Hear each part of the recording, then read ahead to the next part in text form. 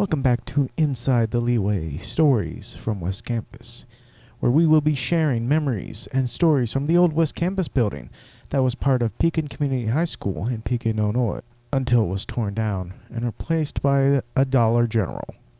The stories of the halls, the classrooms, and the unforgettable leeway. I'm your host, Scott Action Jackson, from the class of 1998. Today, we will be reading. I said reading, not just hearing from. It took me 5 episodes to get to this part. But we will be reading from Sara, who was Sara Jobe back in high school, if I got that last name right. She graduated the class of 2001 and was part of the last freshman class that attended West Campus. And Sara was kind enough to share some of her memories from West Campus. Here we go with question number 1. Your first memory stepping onto the campus. Sara responded with, "My first memory of West Campus was how large it seemed, especially because I had come from a smaller school locally." And this is something that is universal, it seems. I mean, we're only 5 episodes in, and it seems to be a common thing. It was a huge ass building. No doubt about it. Not just on height, but ground that it covered as well. And for a lot of people coming from junior highs, the junior highs aren't all that big. I think I barely passed by Broadmoor, but I did attend Edison Junior High. And Edison Junior High was, a big building on its own, but West Campus was larger. Second question. A favorite story or moment from your time there? She replied, favorite story or moment would have to be attending classes in the old classrooms on the 2nd and 3rd floors that faced Broadway. The halls were full of beautiful wood and had many corners to go around and many stairwells to use.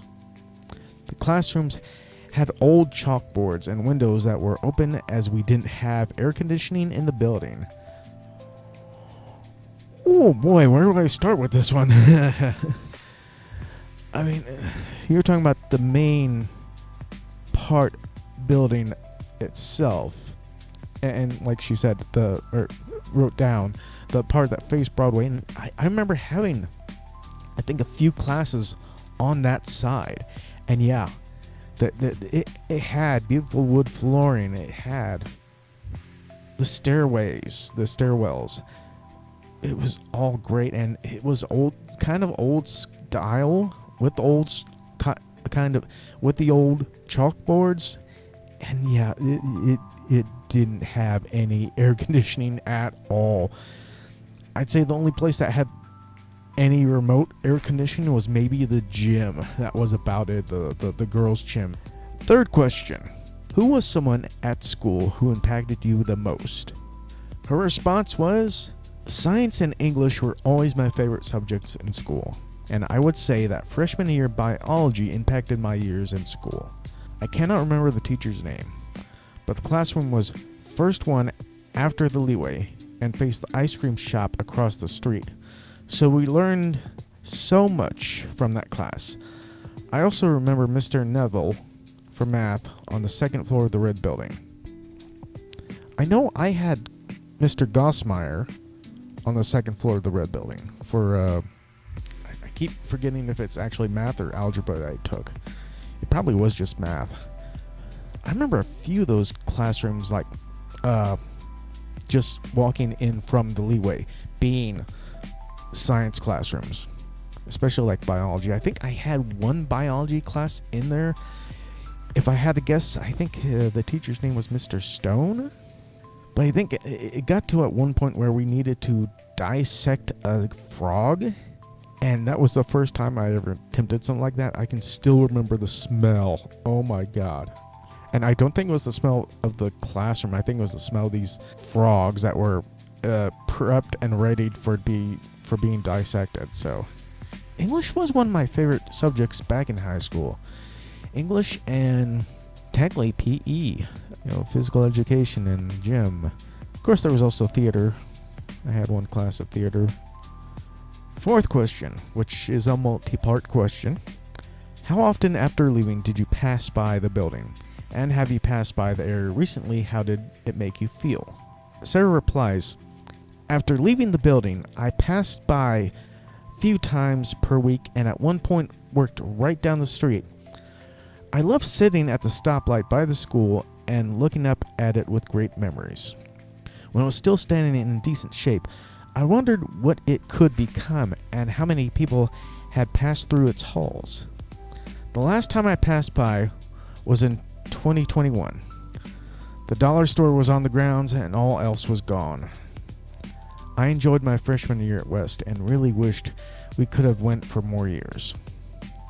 Yeah, it's kind of sad and depressing overall. Think about, what could have been, what should have been. But at least there are memories to share and stories to tell. Fifth question. If you could walk through West Campus one more time, where would you go first? Her response? If I could go through the school again, I would go to the theater where we had choir and wander the halls that lead to the Leeway. Always bright and full of laughter during the day when I attended. Dragon's Den at the end of hall was busy and teens sitting outside on benches. I also remember the old gym that the bleachers were high and the gym floor was below. Had some school assemblies there.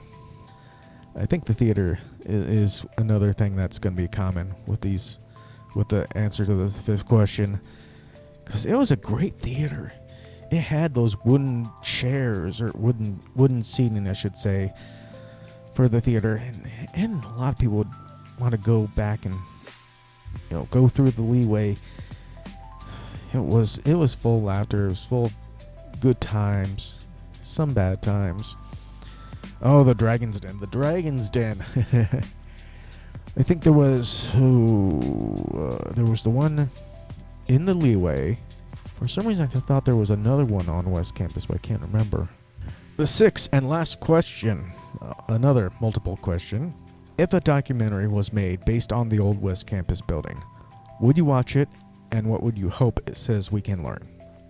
She replied with, I would love to see a documentary about West Campus and all the phases that passes through.